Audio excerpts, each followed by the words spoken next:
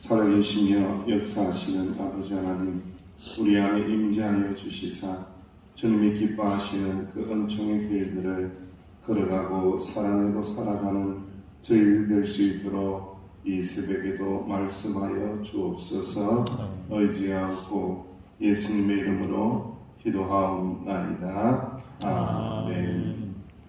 찬송가 623장입니다. 623장.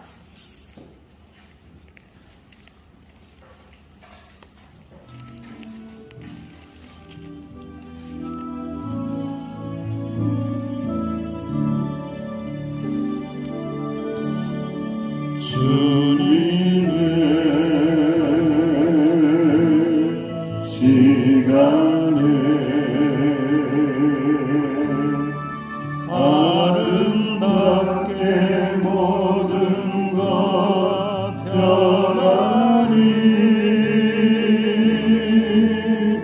주님 나의 갈 길을 인도하여 주시니 주의 뜻을 따라서 살리라. 주님의 시간에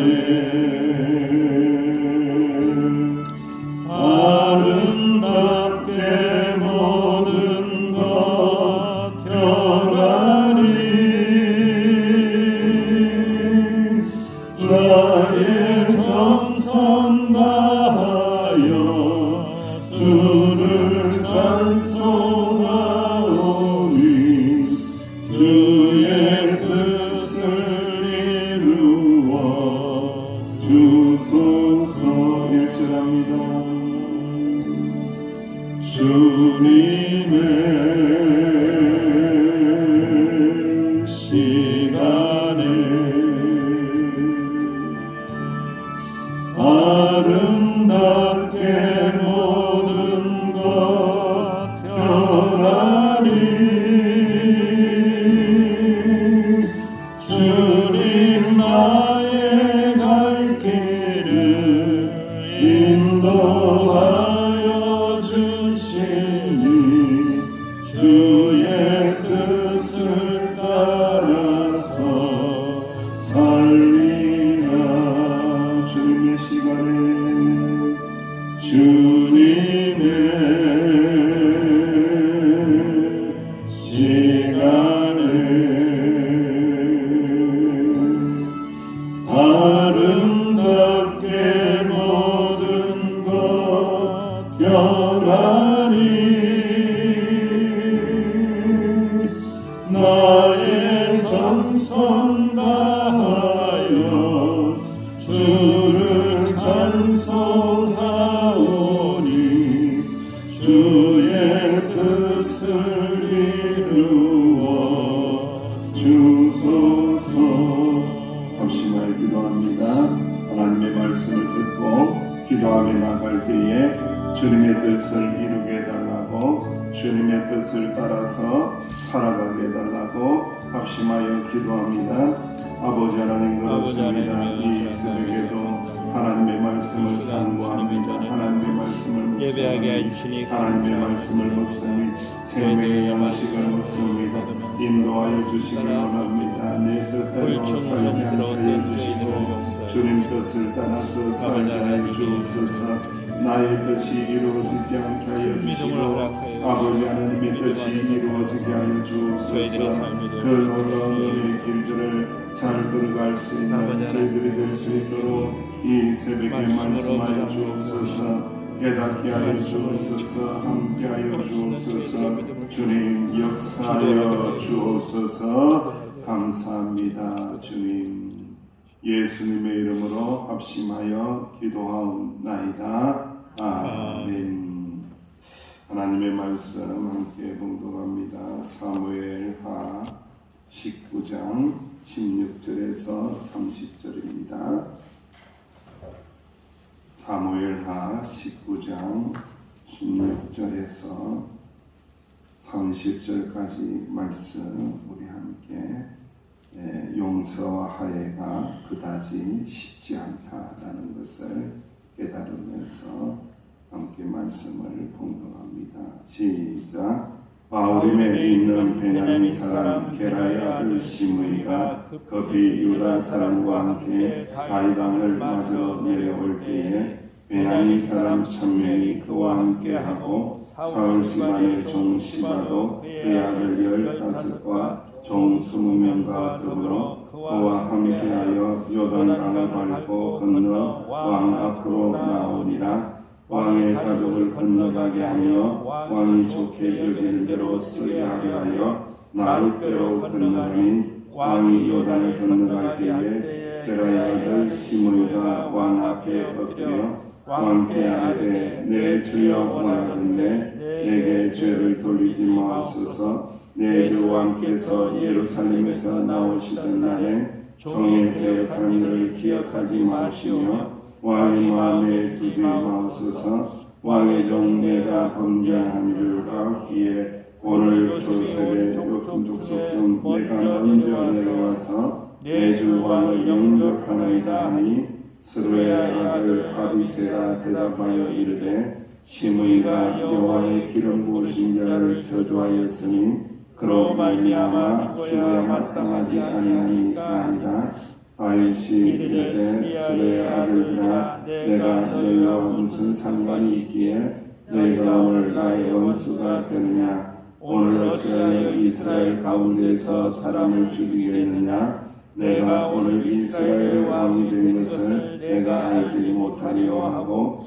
왕이 시므이에게 이르되 네가 죽지 아니하리라 하고 그에게 맹세하니라. 사울의 손자 무비보셋이 내려와 왕을 맞으니 그는 왕이 떠난 날부터 평안히 돌아오는 날까지 그의 발을 맵신이 내지 아니하며 그의 수염을 깎지 아니하며 옷을 빨지 아니하였더라. 예루살렘에서 와서 왕을 맞을 때에 왕이 그에게 물어 이르되 무비보셋이여 네가 어찌하여 나와 함께 가지 아니하였더냐 하니 대답하되 내 주 왕이여 왕의 종인 나는 다리를 절므로 내 나귀에 앉아라 씌워 그 위에 타고 왕과 함께 가게 하였더니 내 종이 나를 속이고 종인 나를 내 주 왕께 모함하였나이다. 내 주 왕께서는 하나님의 사자와 같으시니 왕이 처음대로 하옵소서. 내 아버지의 온집이 내 주 왕 앞에서는 다만 죽을 사람이 되지 아니하였나이까. 그러나 종을 왕의 상에서 음식 먹는 자 가운데 두셨사오니 내게 아직 무슨 공의가 있어서 다시 왕께 부르질 수 있사오리까 하니라. 왕이 그에게 이르되 네가 어찌하여 또 네 일을 말하느냐. 내가 이르노니 너는 시바와 밭을 간다 하니 무비보셋이 왕께 아뢰되 내 왕께서 평안히 왕궁에 돌아오시게 되었으니 그로 그 전투를 차지하게 하옵소서 하니라. 아멘. 다윗이 이제 왕권을 회복하고 또 압살롬은 죽어버리고 또 이렇게 회복이 되어서 돌아오고 있는데 참 화해도 해야 되고 용서도 해야 되고 이런 사람 저런 사람도 만나야 되고 여러분들은 읽어보니까 어떤 생각이 들었는지 모르겠는데 저는 그랬어요. 참 복잡하다. 참 복잡하다. 왕이 다시 되어서 돌아가는 길에 이런 사람 저런 사람 참 복잡하다 라고 생각하면서 왕이 참 좋은 자리는 좋은 자리인데 참 힘든 자리구나. 이게 분별하기가 참 쉽지 않구나.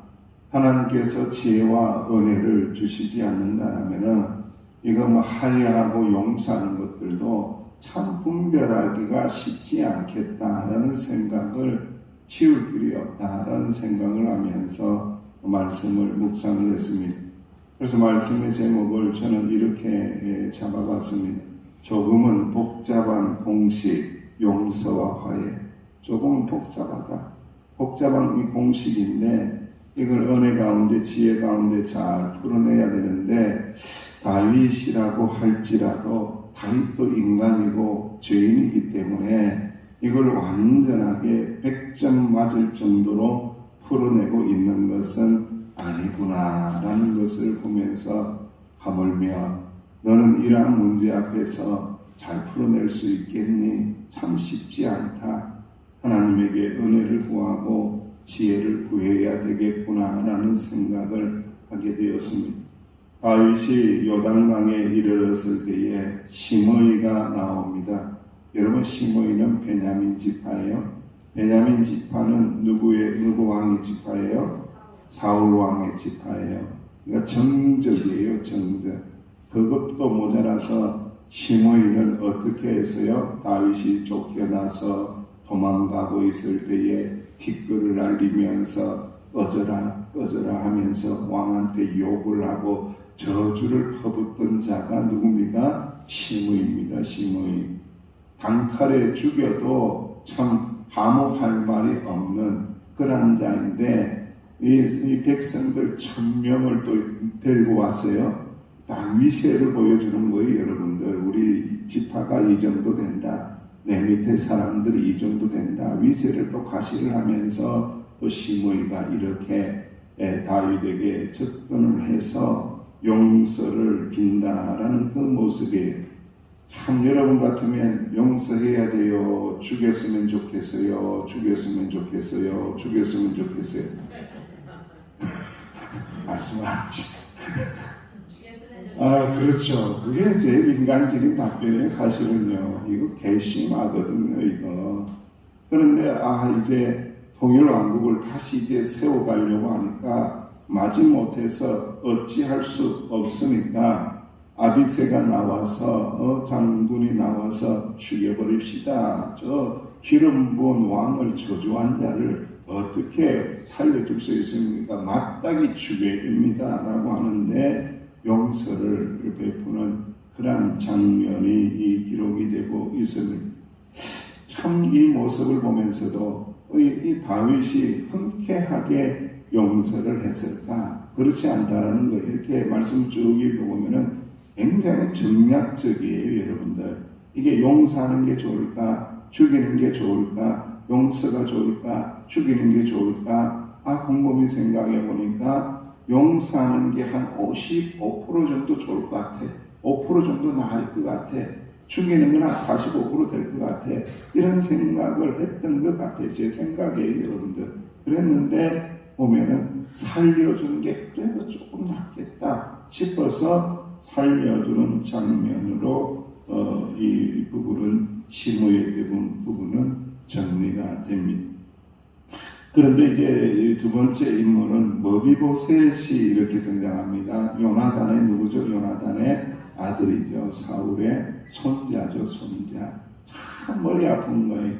이 베냐민 지파가 골치 아픈 거예요. 사실은요. 이거 품긴 품어야 되는데 너무 이게 고슴도치처럼 찌르는 게 많은 거예요. 그래서 참 이 다윗이 고민이 많을 듯해요. 그래서 나와서 보니까 다윗은 너 왜 나와 함께하지 않았느냐라고 섭섭함을 토로를 하죠. 이야기를 했더니 머비보셋은 나의 종 그 시바가 자신을 속이고 떠나서 모함을 했습니다. 내가 나귀 안장에 채우고 따라가려고 했는데 따라오지 못하도록 말리고 다리가 저니까 내가 함부로 뛰어갈 수도 없고 라고 하면서 변명하는 변명을 하고 또 진실하는 진실을 이야기하면서 자기의 용서를 구하는 장면이 나오고 있습니다. 그러면서 하는 말이 어떤 말을 하고 있느냐? 왕의 처분대로 해주세요. 내 아버지의 온 집이 내 주 왕 앞에서는 다만 죽을 사람이 되지 아니하였나이까? 라고 아래요. 딱 이 말씀을 들을 때에 다윗은 또 누가 떠올라지는 거예요? 누가 떠올라지요? 요나단이 떠오르는 거예요. 요나단이. 그러니까 죽일 수 있어요? 없어요? 없는 거예요. 이게 자기 마음대로 못하는 거예요. 그래서 이 말을 그래도 어느 정도는 수긍을 하고는 재산을 시바에게 다 줬는데 반으로 나누라라고 하면서 이 문제도 어느 정도 종결을 하는 그 장면으로 마무리하고 있습니다. 이 머비보셋은 자기의 이 진실함을 보여주기 위해서 이 왕이 떠난 날부터 돌아오는 날까지 참 재미있는 말이 있어요. 그의 발을 맵시내지 아니하고 그의 수염을 깎지 아니하고 옷을 빨지 아니했다. 옷을 안 빨았다는 것, 수염을 깎지 않았다는 건 이해가 되는데 발을 맵시내지 않았다. 이거 참 제가 이게 무슨 말이지라고 생각을 곰곰이하고 자료를 쭉 찾아보니까 이 왕족들은요 발을 참 귀하게 여겼대요. 그리고 그 당시 고대 건동에는 아시다시피 신발이 좋은 신발이에요. 어떤 신발이에요? 주로 샌들 같은 거 좀 먼지를 많이 타고 그래서 발에다가 기름을 바른다든지 발을 이렇게 막 보호하는 그러한 것들이 굉장히 있었다 그래요. 그런데 일반인들은 못하고 왕족들은 그걸 한다는 거예요. 그런 거 하지 않았다라는 거죠. 그런 거 하지 않고 아주 처참한 마음을 가지고 비참한 마음을 가지고 다윗이 돌아오기를 기다렸다라는 거죠. 여러분 저는 이 모습에 여러 가지 생각이 교차하더라고요. 오해는 가만히 있으면은 어떻게 되더라? 점점 풀어지기는 못 풀어져요. 오해는 놔두면 점점 커져요. 점점 커집니다. 점점. 그런데 이 머비보셋은 자신의 진심을 전달하기 위해서 어떻게 해요? 최선을 다합니다. 자기가 할 수 있는 거는요, 최선을 다해요. 자기의 진심을 보여주기 위해서 최선을 다하는 거예요. 물론 우리 기독교는 은혜의 종교는 맞아요. 은혜의 종교는 맞습니다. 하나님의 은혜로 구원받았고 하나님의 은혜로 살고 하나님의 은혜를 붙들어야 되고 하나님의 은혜에 감사해야 되고 하나님의 은혜를 소망해야 되고 하나님께서 값없이 베풀어 주시는 은혜의 종교는 맞기는 맞아요. 그런데 우리가 은혜에 감사하면서 아무것도 안 한다라면은 그건 참된 은혜가 아니라는 거예요. 뭔가를 해야 돼요. 주님의 나라를 위해서 하나님의 나라를 위해서 기도해야 되고 하나님의 나라를 위해서 헌신해야 되고 하나님의 나라를 위해서 소망해야 되고 하나님의 나라를 위해서 전화도 해야 되고 하나님의 나라를 위해서 위로도 해야 되고 하나님의 나라를 위해서 설득도 해야 되고 하나님의 나라를 위해서 눈물도 흘려야 되고 하나님의 나라를 위해서 뭔가를 해야 돼요. 아무것도 안 하고 하나님의 은혜를 구하는 것은 그것은 조금은 문제가 있지 않겠느냐라는 생각을 하게 되더라고요. 오해를 만들어줬다라면 오해는 가만히 있으면 커진다. 진심을 전하기 위해서 우리가 할 수 있는 지혜, 은혜의 방법을 다 동원해서 최선의 노력을 경주하는 것은 참 좋은 일이다라는 것을 말씀을 통하여 알게 하십니다. 그리고 우리는 다윗은 왕의 자리로 돌아왔지만은 권력을 가지고 여러분 권력의 또 다른 이름을 뭐라고 합니까? 권력의 칼이라고 이야기하잖아요. 권력의 칼을 마음대로 휘두르지 않아요. 대체적으로 보면은 왕의 자리에 오르고 최고의 자리에 오르면은 권력의 칼을 어떻게 해요? 마음대로 휘두르거든요. 이게 막 휘둘러 보니까 괜찮거든요. 자기의 정적을 제거하고 괜찮거든요. 그런데 다윗은 권력의 칼을 휘두르지 않는다는 것을 보게 됩니다. 그래서 용서와 화해를 위해서 이 복잡한 일들을 해결해내기 위해서 굉장히 고민하는 모습을 보이고 있다는 거예요. 우리가 살면서 크고 작은 갈등을 겪을 때에 진심으로 서로를 용납하고 이해하고 또한 오해를 풀기 위하여 몸부림칠 때에 하나님께서 다시 하나 되는 역사를 이루게 하신다라는 것을 우리가 깨달으면서 제가 마지막으로 책 하나 이야기를 하고 싶어요. 책 제목은 나중에 가르쳐주고 싶은데 제이슨 미첼이라는 사람이 쓴 책에 자기의 감정에 대해서 이렇게 이야기를 합니다. 처음 줄리아를 만났을 때에 그녀는 분노로 들끓는 12살 소녀였다. 줄리아가 그렇게 된 데는 다 이유가 있었다. 줄리아의 아버지는 술 주정뱅이였다. 아버지가 술을 끊겠다는 약속을 번번이 어기고 툭하며 지나가는 사람과 싸움을 벌여 경찰서를 들락거린 세월이 벌써 얼마인지 모른다. 하루는 줄리아가 나를 찾아와 자신의 심정을 써서 아버지에게 보낸 편지가 한 다발이라고 말했다. 제가 집을 나가는 것은 시간 문제예요. 그러면 다시는 저를 볼 생각을 하지 말라고 했죠. 결혼식 때 제 손을 잡고 입장할 생각은 꿈에도 하지 말라고 했어요. 줄리아는 자신이 그토록 미워하는 사람을 그렇게 미워했는데 자기도 점점 닮아가고 있었습니다. 상처 속에서 그녀는 어느새 자신에게 상처 준 사람처럼 되어버렸습니다. 나를 비롯한 여러 교인이 그녀 안에 가득한 분노와 원망을 가라앉히려고 무던히 노력을 했습니다. 천만다행으로 줄리아는 용서의 고통스러운 과정을 서서히 밟아갑니다. 더없이 어려운 일이었습니다. 그야말로 초인적인 의지를 발휘해야만 했습니다. 하지만 언제까지 끝없는 복수의 악순환에 빠져 삶을 낭비할 수는 없었습니다. 줄리아의 아버지도 아버지대로 술을 줄이고 전보다는 훨씬 더 책임감 있는 삶을 살기 시작했습니다. 줄리아가 이를 악물고 용서를 선택한 결과 이 부녀의 관계는 어떻게 변했을까? 정확한 속사자는 모른다. 다만 최근에 작은 예배당에서 열린 줄리아의 결혼식에 가서 본 게 있다. 신부 입장 차례가 되자 예배당 뒤쪽 문이 열리면서 순백의 신부가 문부식에 찬란한 모습을 드러냈다. 그리고 그 옆에는 줄리아의 아버지가 서 있었다. 라는 이 제이슨 미첼이라는 분의 책의 기록인데 책 이름이 뭐냐? 책 제목이 쉬운 예수는 없다. 쉬운 예수가 없대요. 참 많은 생각을 우리에게 던져주고 있습니다. 저는 곰곰이 다시 한번 생각했습니다.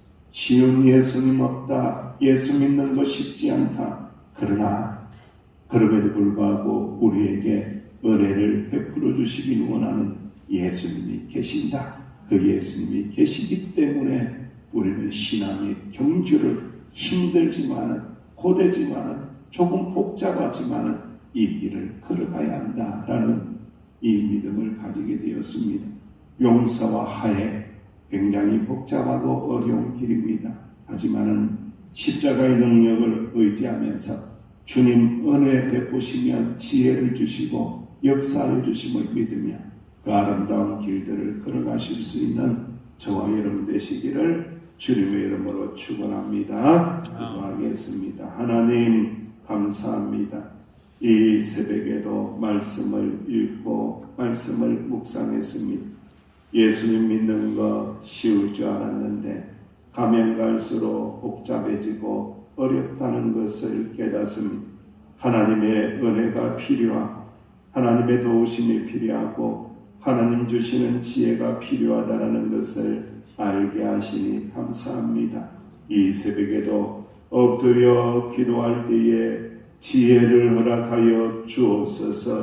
주여 이 새벽에 엎드려 기도할 때에 은혜를 베풀어 주옵소서.